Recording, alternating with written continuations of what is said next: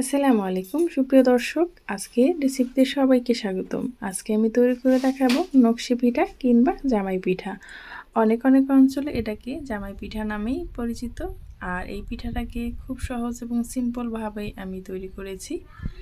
আর এটা কিভাবে ক্রিস্পি এবং মুচমুচে হবে শিরায় ভিজানোর পরও, অনেকে দেখা যায় শিরায় ভিজানোর পর এই পিঠাটা খেতে পায় না, একদম শক্ত হয়ে যায়।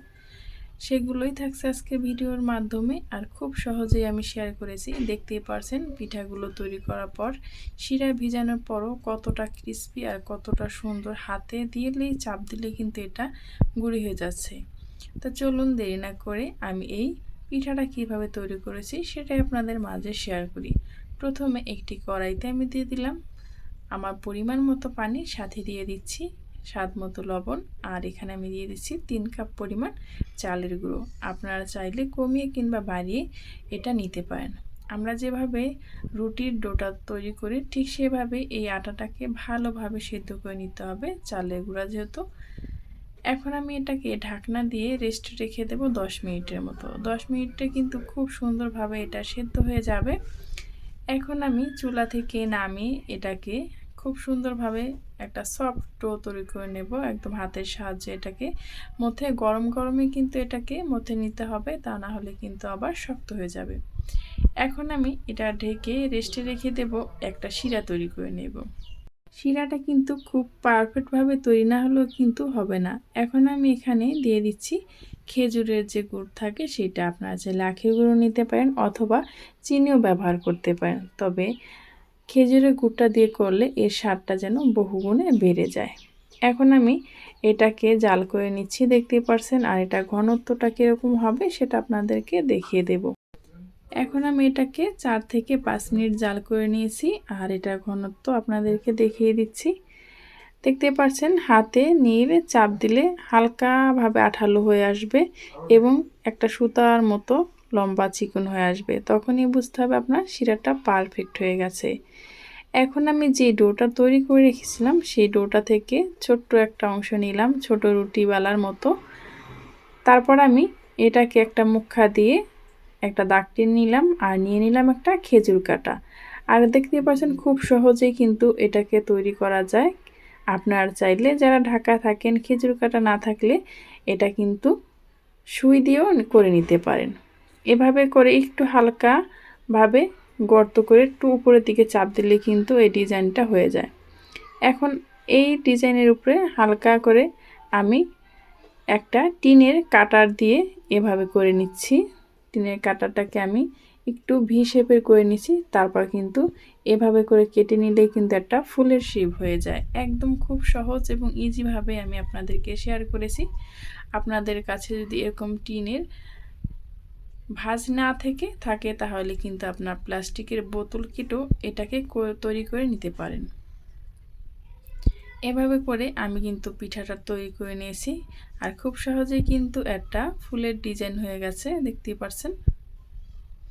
এই পর্যায়ে এসে এখনও যারা লাইক দেননি প্লিজ একটি লাইক দিয়ে ভিডিওটি কন্টিনিউ করবেন। আমার এই ভিডিও দেখতে দেখতে কোনো অংশ যদি আপনাদের কাছে ভালো লেগে যায় তাহলে প্লিজ চ্যানেলটি সাবস্ক্রাইব করে পাশে থাকা বেল আইকনটা ক্লিক করে রাখবেন, যাতে এরকম নতুন এবং সহজ রেসিপি আপলোড করা মাত্রই আপনাদের কাছে নোটিফিকেশন পৌঁছে যায়, আপনি দেখে নিতে পারেন। এই তো একই প্রসেসে কিন্তু আমি আরও একটা পিঠা তৈরি করে নিচ্ছি। এটা একটু অন্য ডিজাইনের, কিন্তু প্রসেসটা কিন্তু একইভাবে হবে। আমি একটি মুখা দিয়ে এরকম করে দাগ কেটে নিয়েছি, মানে একটা গোল শেপ করে নিয়েছি। তারপর কিন্তু আমি এভাবে পিঠাটাকে তৈরি করে নিচ্ছি। আর এই পিঠাটা ভাজার পরও একদম ক্রিস্পি থাকবে, মুসমুসে থাকবে, একদম নরম হয়ে যাবে না। আর এটা আপনারা নর্মাল বাইরে রেখে খেতে পারবেন 1 মাস পর্যন্ত। এটা যদি খুব পারফেক্টভাবে ভাজা হয় এবং খুব সুন্দরভাবে হয় তাহলে কিন্তু এটা নষ্ট হবে না, আপনি দীর্ঘ সময় কিন্তু এটা রেখে খেতে পারবেন। তা এভাবে করে আমি কিন্তু সবগুলো পিঠা একেবারে তৈরি করে নিয়েছি। আবারও কিন্তু আরেকটা পিঠা তৈরি হয়ে গেল। আর অবশ্যই এই পিঠাটা তৈরি করার সময় নিচে একটা পলি কাগজ দিয়ে নেবেন, যাতে করে পিঠাটা উঠাতে খুব সহজ হয়। আর এরকম তেল কিন্তু মেখে নিতে হবে, তা না হলে কিন্তু পিঠাটা উঠানো একটু কষ্টদায়ক হয়ে যাবে। আমি আপনাদেরকে আরেকটা খুব সহজে পিঠা তৈরি করে দেখাচ্ছি। প্রথমে আমি গোল দাগ দিয়ে ভিতরটাকে একইভাবে তৈরি করে নিচ্ছি। তারপর আমি সাইড থেকে একটু কাটার দাগ দিয়ে উপর থেকে উঠিয়ে নেব, তাহলে কিন্তু আরেকটা ডিজাইন তৈরি হয়ে যাবে। এর থেকে সহজ মনে হয় না আর এই নকশি পিঠা কিংবা জামাই পিঠা তৈরি করা যায়। দেখুন খুব সহজেই কিন্তু আমি এটাকে কিভাবে উঠিয়ে নিচ্ছি। দুই সাইড থেকে একটা পাতা শেপ দিয়ে দাগ টেনে টেনে উপর থেকে উঠিয়ে নিচ্ছি, তাহলেই কিন্তু আরেকটা ডিজাইন তৈরি হয়ে যাচ্ছে। খুব সহজে কিন্তু এই ডিজাইনগুলো আপনি তৈরি করে নিতে পারবেন। এই পিঠাগুলো ভাজার কিন্তু দুইটা প্রসেস আছে। এই দুইটা প্রসেস আপনি যদি ফলো করে এই পিঠাটা তৈরি করেন, তাহলে আপনার এই পিঠা এক মাসও নরম হবে না, একদম মুসমুসে থাকবে। এই তো খুব সহজেই আমার কিন্তু আরেকটা ডিজাইন তৈরি হয়ে গেল। এখন আমি সাইড থেকে কাঁটাটা দিয়ে এভাবে কেটে নিচ্ছি। দেখুন আমার কিন্তু পিঠাটা খুব সহজেই দুইটা ডিজাইন তৈরি করে নিয়েছি।